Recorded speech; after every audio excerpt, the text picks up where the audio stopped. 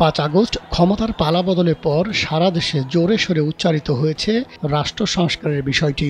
এমনকি বৈষম্য বিরোধী ছাত্র আন্দোলনের পক্ষ থেকেও তখন এটাই ছিল বড় দাবি। ছাত্ররা তখন বলেছিলেন, এক জুলুমবাজকে বিদায় দিয়ে আর এক জুলুমবাজকে ক্ষমতায় আসতে দেবেন না তারা। কিন্তু দেশের কিছু রাজনৈতিক নেতার বিতর্কিত কর্মকাণ্ডে হতাশ হন অনেকে। জমি দখল, বাড়ি দখল সহ নানা অপকর্মের কথা গণমাধ্যমে আসতে থাকে। এমনকি এখনো আসছে বিভিন্ন দখলদারিত্বের খবর। এবার তেমন একটি খবর পাওয়া গেছে ফরিদপুরের নগরকান্দায়। এলাকাবাসী জানান, নগরকান্দায় 3টি দোকান দখলের অভিযোগ উঠেছে বিএনপির এক নেতার বিরুদ্ধে। ওই নেতার নাম মোহাম্মদ খায়রুজ্জামান মোল্লা।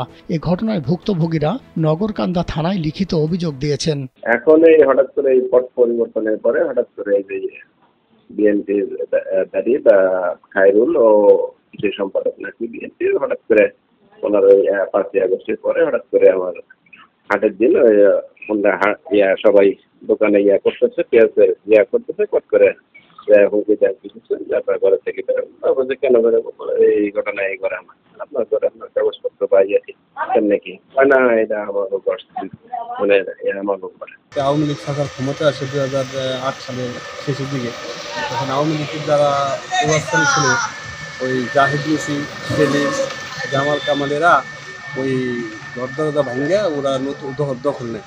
দখল নেওয়ার পরে ওই যখন মকুল ছেলেরা যায়, মকুল ছেলেরে বাইন্দে থুয়ে মারপিটও করে বাজার। তারপরে ওরা ওখান থেকে ওই আওয়ামী লীগের লোকজন ওই ঘরটা ওরা দখল করে নিয়ে দেয়। এখন এই 17 বছরে পরে আইসা এই ছাত্র আন্দোলনে আজকে সরকার পতন হওয়ার পরে আজকে তার জায়গা পুনরায় সে ফেরত নিছে। এটা যে যার ঘর সে নিছে, এই খায়রুজ্জামান। তবে দোকান ঘরের মালিকানা দাবি করেছেন স্থানীয় বিএনপি নেতা খায়রুজ্জামান মোল্লা।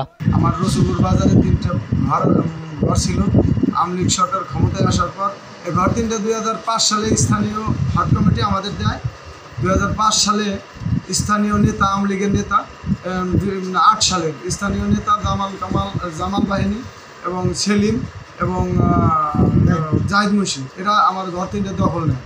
দখল নেওয়ার পর আমরা এতদিন তাদের আমার মারধরও করে, মারধরও করে। আমি ভয়তে মুখ খুলতে পারিনি এতদিন। 17 বছর পর আল্লাহর রহমতে সরকার ক্ষমতা, ছাত্র আন্দোলনের মাধ্যমে দেশের সরকার পতন হওয়ার পর আমি আমার ঘর পুনরায় উদ্ধার করে দখল নিচ্ছি। এ বিষয়ে নগরকান্দা থানার ভারপ্রাপ্ত কর্মকর্তা মোহাম্মদ সফর আলী জানান, দোকানঘরের জমির সঠিক কাগজপত্র কেউ দেখাতে পারেনি।